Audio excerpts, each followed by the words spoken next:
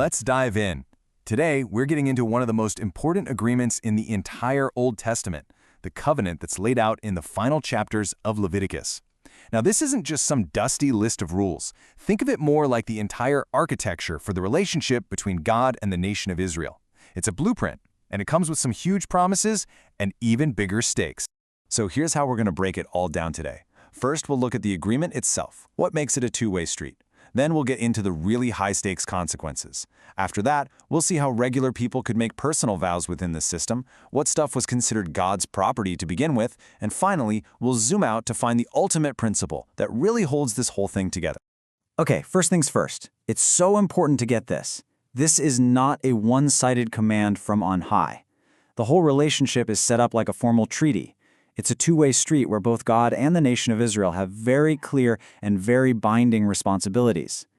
The technical term for this is a bilateral covenant, and all that really means is that the agreement is conditional. It's not like a one-way, unconditional promise where one side does all the work.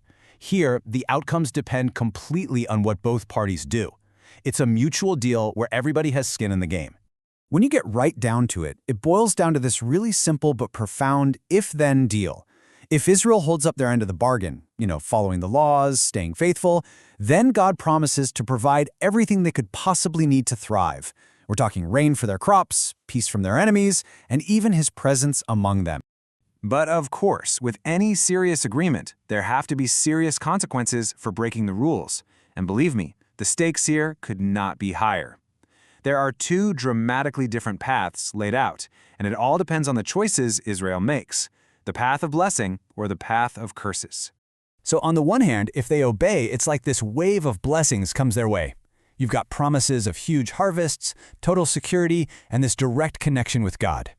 And it all leads up to this incredibly powerful image of breaking the bars of the yoke, which is this metaphor for complete freedom from the slavery they just escaped in Egypt.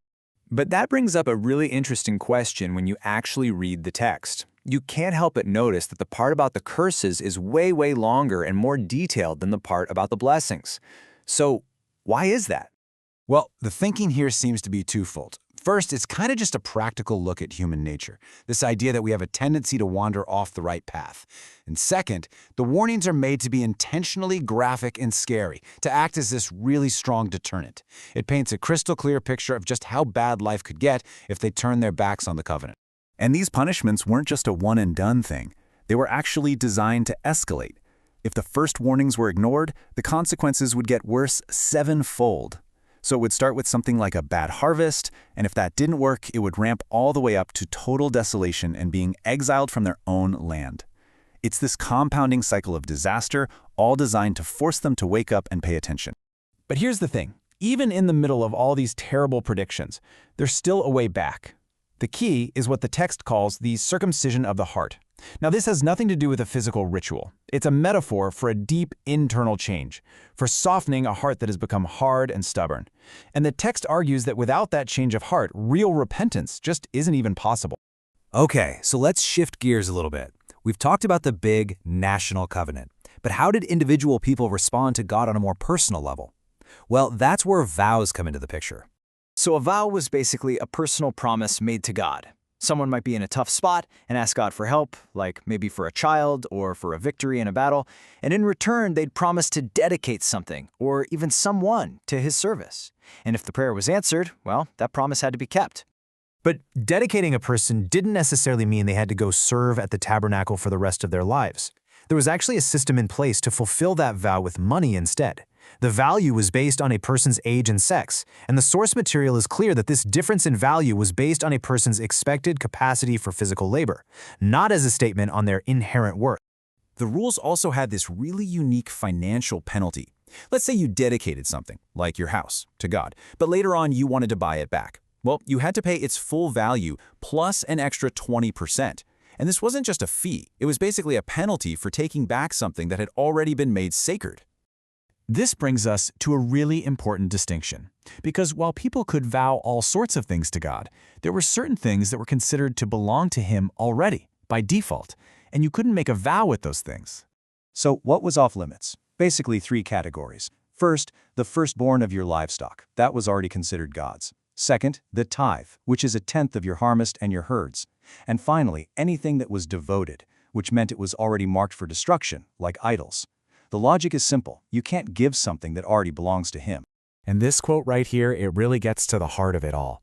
The tithe wasn't just some 10% tax. It was a symbolic act. By giving that tenth, a person was basically acknowledging that everything they had, 100% of it, ultimately came from God and belonged to God. The tenth was just the tangible proof that they understood that. So, after going through all these rules, regulations, blessings, and curses, what's the big picture? What's the ultimate point of this whole framework? Let's zoom out and find the main takeaway. The source really emphasizes that all of these commands, given back on Mount Sinai, weren't meant to just be a heavy burden. Their ultimate purpose was to create a covenant of life and peace. They were the roadmap for building a harmonious community that was living in a right relationship with its creator. And that brings us to the final and most important idea. The goal was never just about checking off boxes and following rules like a robot.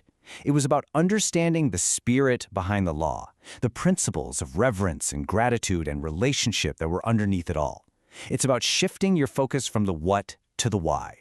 And that kind of leaves us with one last thing to think about. If we look past these specific ancient laws, it makes you ask a question about your own life. In the promises and commitments we make today, are we just focused on the letter of the law, or do we really understand and live by their spirit?